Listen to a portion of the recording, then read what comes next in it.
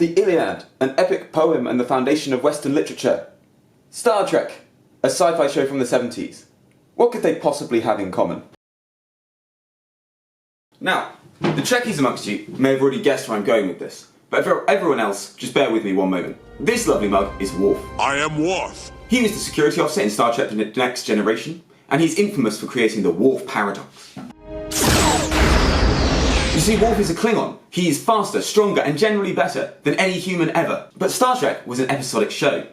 And to set up the threat for each week, Worf would eat dirt time and time again.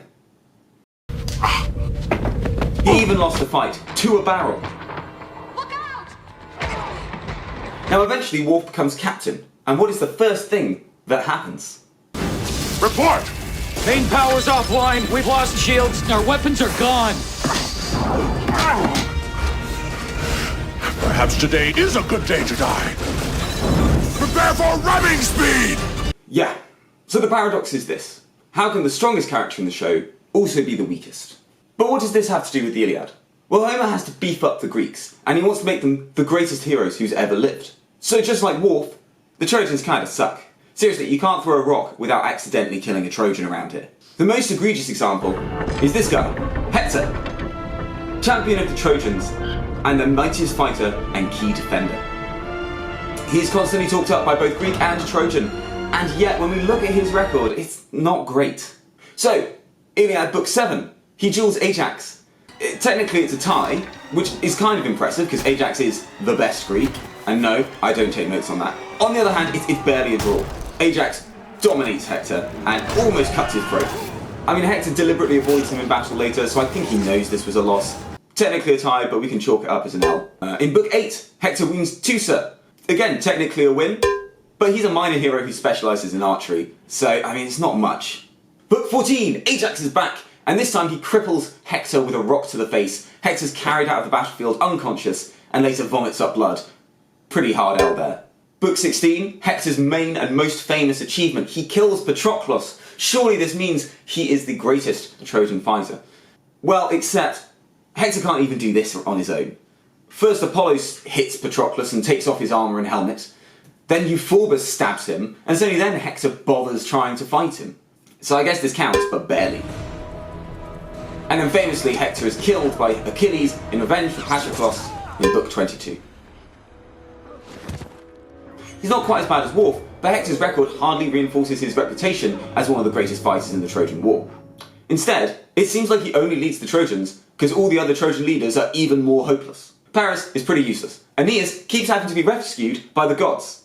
And Sarpedon, well, he doesn't survive his fight against Patroclus, so somehow even worse than Hector. And the real tragedy of this is that Hector has a really compelling story. The Iliad is a fascinating poem dealing with duty, family, and the search for meaning. Hector's story is meant to be a key part of these themes. In Book 6, we see him walk through the streets of Troy, and we get a glimpse of life in a besieged city. The women flock to him asking for information about their brothers, husbands, sons, and all he can do is tell them to pray.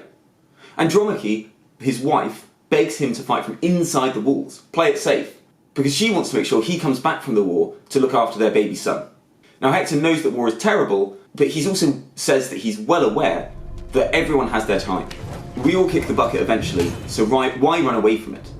It's better for him to lead his people from the front, earn glory while he can, than hide behind the walls, or use a bow like his brother Paris. And this great responsibility he feels for the city, and this great desire for glory and honour, would be quite a compelling reason, if he had the means to back up what he says. But Hector loses time and time again to the Greeks. The only time he really has a success is when a god's already done half the work for him. This really undercuts the message. Rather than a noble sacrifice, putting glory and his city above family and personal desire, it just seems like someone who's daft, ignoring good advice. Or does it? Because despite his uselessness in battle, Hector remains a very popular hero. I think that the key difference is that, whereas in Star Trek, Worf getting beaten up becomes comedic, Hector is a tragic hero, and this vulnerability only adds to the sense of tragedy. Hector is the champion of the city. Their hopes are so much tied into him that they even name his son Lord of the City, and he's just a baby. It's Hector the women go to for comfort. It is Hector who rallies the troops time and again. Priam openly admits Hector is the only one of his kids Worth a damn. The pressure on him is immense. If he retreats or gives up hope, then everyone's just going to despair. And Hector is no fool. In that conversation with his wife, he says he knows that the city is doomed. He can't help the women who ask him to save his brothers.